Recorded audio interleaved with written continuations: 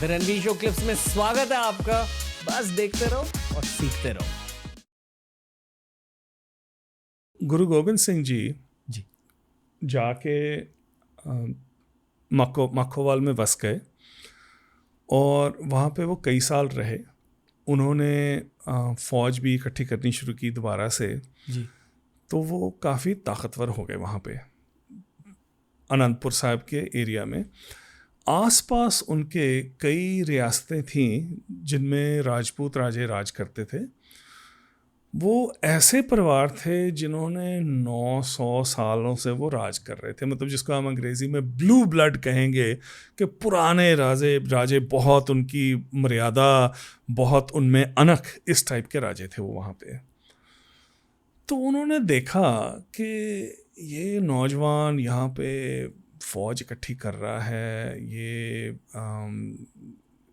इसकी इंटेंशंस क्या हैं। थोड़े से वो शक्की हो गए। तो जैसे फ़ौज बढ़ती गई और गुरु साहब की ताकत बढ़ती गई तो उनमें थोड़ा सा डर उनका राजों का बढ़ना शुरू हो गया। गुरु साहब ने एक बहुत बड़ा ड्रम बनवाया, नगाड़ा, जिसका नाम था रंजीत नगाड़ा। तो जब सिख शिकार विकार पे जाते, जब गुरु साहब जाते तो रंजीत नगाड़ा बजता था।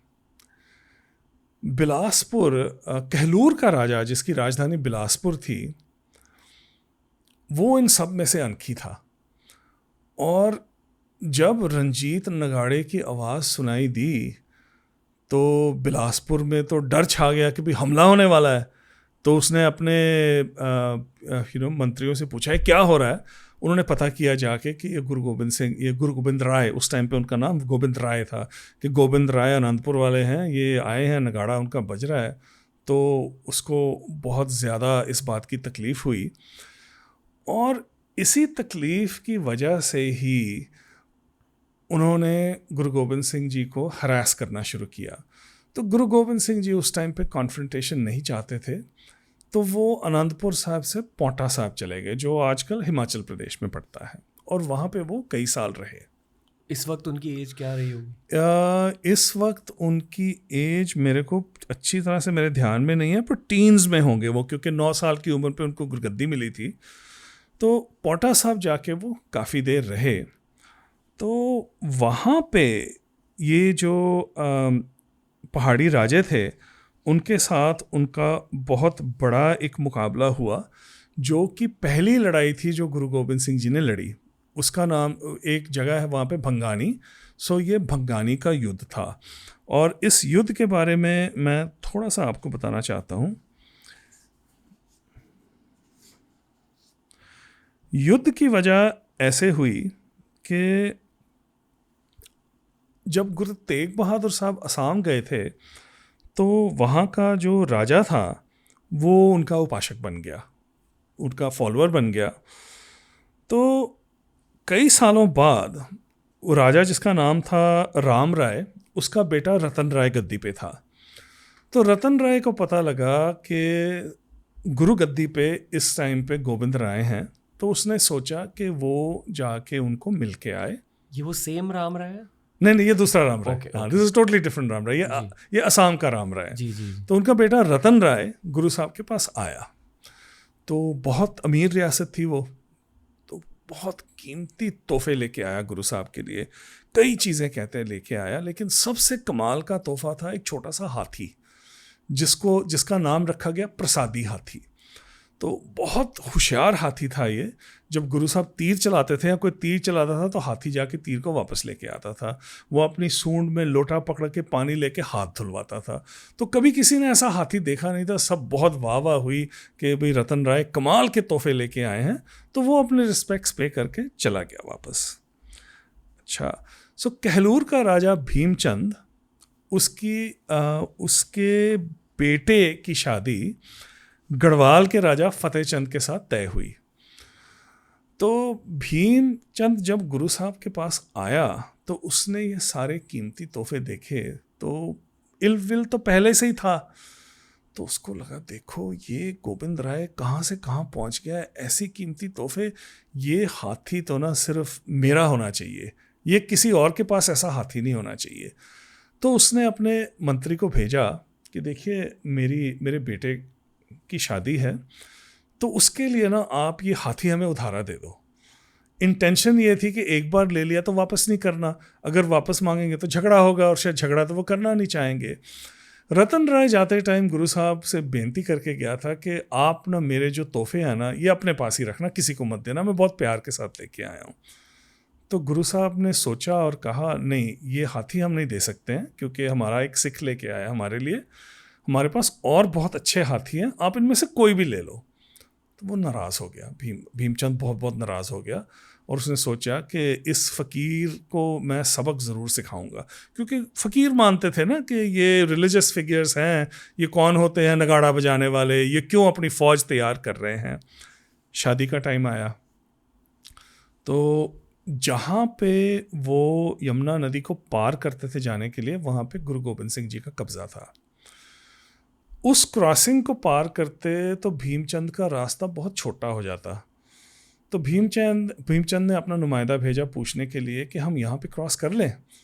तो गुरु साहब को भी थोड़ा गुस्सा आया हुआ था उस टाइम पे। उन्होंने वापस ये कहा कि अगर आप में हिम्मत है तो कर लो। अब शादी ब्याह के टाइम पे वो कॉन्फ्रंटेशन नहीं चाहते थे, तो भीमचंद ने फिर लंबा रास्ता लेके वो गढ़वाल गया अपने बेटे की शादी के लिए। लेकिन गुरु साहब ने कहा कि आपका बेटा क्रॉस कर सकता है, क्योंकि उसके साथ मुझे कोई तकलीफ़ नहीं है। तो उनका बेटा आया अपने अटेंडेंट्स के साथ, गुरु साहब ने उसे बहुत प्यार से उनको मिले, उसको क्रॉस कराया और वो चला गया अपनी शादी पे। गुरु साहब का एक वज़ीर था नंदचंद, उसको उन्होंने भेजा, क्योंकि फ़तेह चंद गुरु साहब के बहुत करीब था, गढ़वाल का राजा। उसके पास भेजा उन्होंने 1 लाख रुपए की रकम लेके, जो बहुत उस टाइम पे बहुत ज़्यादा होती थी। भीमचंद गुस्से में था। जब शादी के टाइम पे वहाँ पे नंदचंद नज़र आया, भीमचंद बोलता राजा फ़तेह चंद को, ये क्या कर रहा है यहाँ पे। उसने कहा, भाई देखिए गुरु साहब हमारे करीब हैं, वो आप आ नहीं सके, उन्होंने अपना नुमाइंदा भेजा है, तोहफा लेके आया है। भीमचंद कहता, इस तोहफे को वापस कर दो। फ़तेह चंद कहता, कैसे वापस कर दूँ, ये तो उनकी बहुत बड़ी बेइज्जती हो जाएगी। तो भीमचंद कहता, फिर मैं बारात लेके वापस जा रहा हूँ। फ़तेह चंद फंस गया। भाई अब पुराने टाइम का कल्चर था, शादी के टाइम पे अगर कोई लड़की को ठुकरा जाता है, उसकी दोबारा शादी होगी नहीं होगी, बेइज्जती होगी बिरादरी में, ये सब बातें सुन के।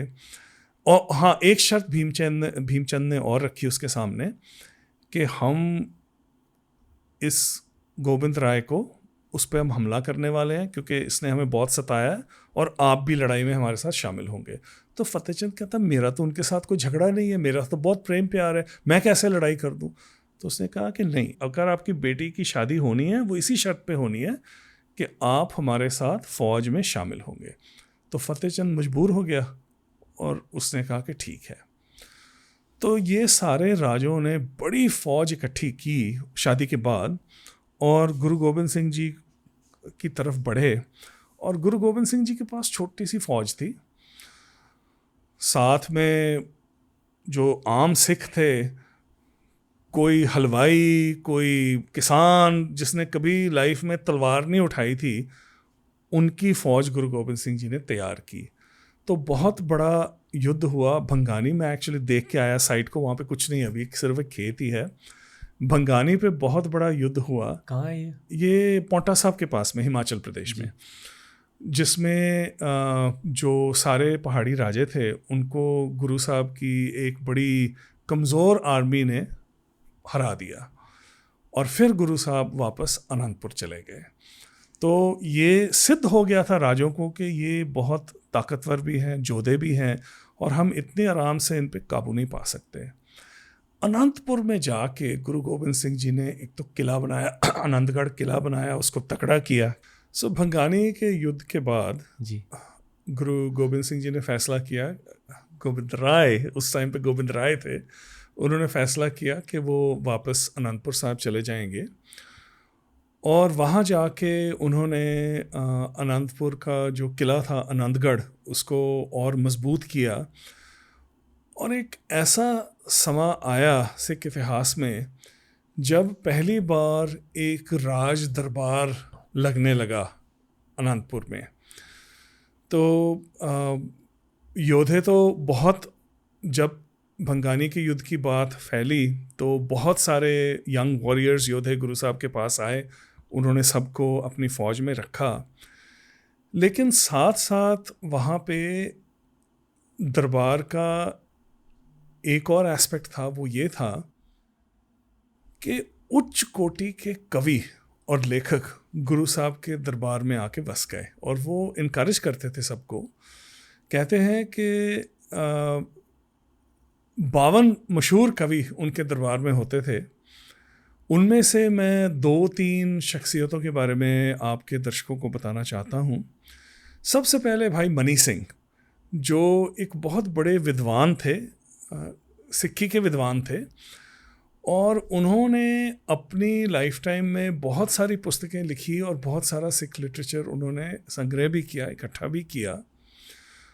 उनकी सिख ट्रेडिशन में बहुत सारी उनका बहुत योगदान है, और उनके बारे में हम थोड़ी सी बात करेंगे जब हम अनंतपुर साहब की लड़ाई के बारे में के टाइम पे पहुंचेंगे। भाई मनी सिंह के अलावा 2 कवि बहुत मशहूर हुए हैं गुरु साहब के दरबार में। एक तो थे चंद्रसेन, जिनको सेनापति भी कहा जाता है। उन्होंने पहले तो चाणक्य नीति शास्त्र संस्कृत से ब्रज भाषा में उन्होंने उसका तर्जमा किया। वो इसलिए कि ऐसे संस्कृत टेक्स्ट आम लोग पढ़ नहीं पाते थे, ब्रज आम भाषा थी, तो उन्होंने उसका तर्जुमा किया। मतलब जिस तरह से अब हिंदी और उर्दू बोली हाँ, जाती है बिल्कुल, में, तब ब्रज चलती थी वहाँ पे। ओके। आम इंसान की बोली थी वो जी। और उनका सबसे बड़ा योगदान था कि उन्होंने गुरु गोबिंद सिंह जी की पहली बायोग्राफी लिखी उनकी लाइफ टाइम में, जिसका नाम है श्री गुरसोभा। ये एक बहुत ही कीमती ग्रंथ है, जिसमें उन्होंने गुरु साहब के जो युद्ध हुए उनका बहुत ही सुंदर पोएटिक तरीके के साथ वर्णन किया हुआ है। इसके अलावा बहुत सारे जो कॉन्सेप्ट्स गुरु साहब के फ़िलासफ़ी के थे, और ख़ास करके जो आगे होना था जिसके बारे में हम बात करेंगे, वो उन्होंने बहुत अच्छी तरह से डॉक्यूमेंट किया हुआ है। सो सेनापति दूसरे महाकवि थे। और सबसे बाद भाई नंदलाल गोया। सो भाई नंदलाल गोया फ़ारसी के विद्वान थे। वो गज़नी में वो बड़े हुए, जहाँ पे उनके पिता दारा शिकोह की सेवा करते थे, तो बहुत बड़े पर्शियन स्कॉलर हुए। और कहते हैं कि एक टाइम पे ना औरंगज़ेब के दरबार में ना अक्सर ऐसा होता था कि कुरान शरीफ के वर्सेस की इंटरप्रिटेशन होती थी।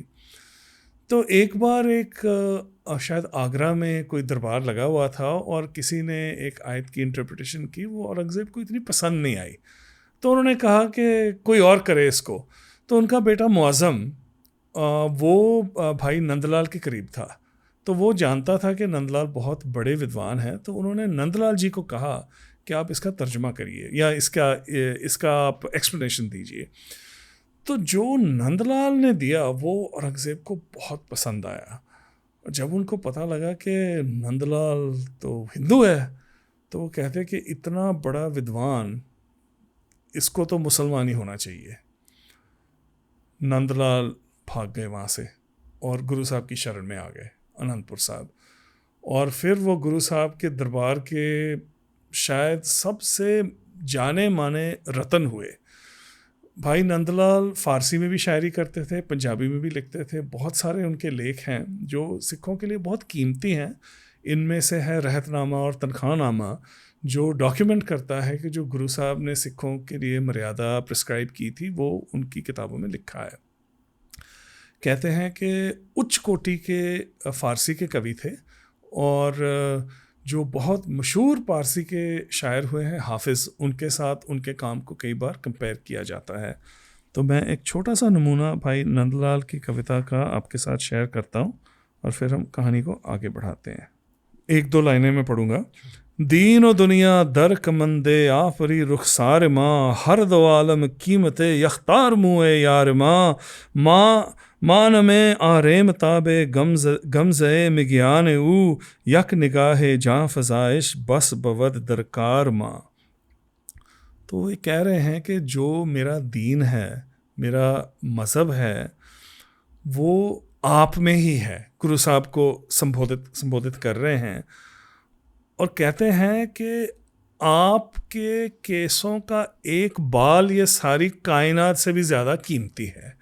फिर कहते हैं कि आपकी एक नज़र, उसमें आपकी एक नज़र में इतना कमाल है कि जो मेरा जीवन है वो आपकी एक नज़र से बढ़ जाता है, और मैं क्या मांग सकता हूँ।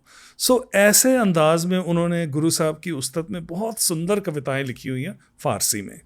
सो ये कमाल के शायर थे। और मैं आपको एक बात बताता हूँ कि मॉडर्न सिख मर्यादा में ना, जब किसी गुरुद्वारे में शब्द कीर्तन होता है, गुरबानी गाई जाती है, तो तकरीबन सारी बानी गुरु ग्रंथ साहिब से गाई जाती है, वो परवान है।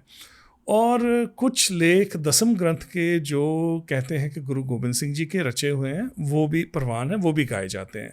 इसके अलावा सिर्फ 2 शख्सियतें हैं जिनकी लिखी बानी को गुरबानी कह के गाया जाता है। एक उनमें से है भाई गुरदास जी, जिनके बारे में हमने पिछले एपिसोड में बात की थी, जो गुरु अर्जन साहब के स्क्राइब थे और जिन्होंने गुरु ग्रंथ साहब अपने हाथों से लिखा था। सो जो उन्होंने कमेंटरीज लिखी हैं गुरु ग्रंथ साहब पे, वो गुरबानी समझ के गाई जाती हैं। ऐसे ही भाई नंदलाल की रचनाएं भी गुरुद्वारे में गुरबानी के तौर पे गाई जाती हैं। सो इतना रिस्पेक्ट है भाई नंदलाल का सिख पंथ में अभी तक। वो कहाँ से थे ओरिजिनली? मेरा ख्याल मुल्तान से थे, पर गजनी प्रोविंस में वो बड़े हुए और बाद में वो आगरा आ गए। फिर जब ये हादसा हुआ जिसका मैंने जिक्र किया था, फिर वो गुरु गोबिंद सिंह जी के पास अनंतपुर साहब चले गए। गजनी मेरे ख्याल से मॉडर्न डे ईरान के पास होगा। I think central Asia, Iran, उस एरिया में ही है। नहीं, अफगानिस्तान में भी, I am not sure. Okay, got it. अगर आपको ये क्लिप अच्छा लगा तो ऐसे ही 1000 क्लिप्स अपलोड किए गए हैं इस चैनल पर, बस देखते जाओ और सीखते जाओ।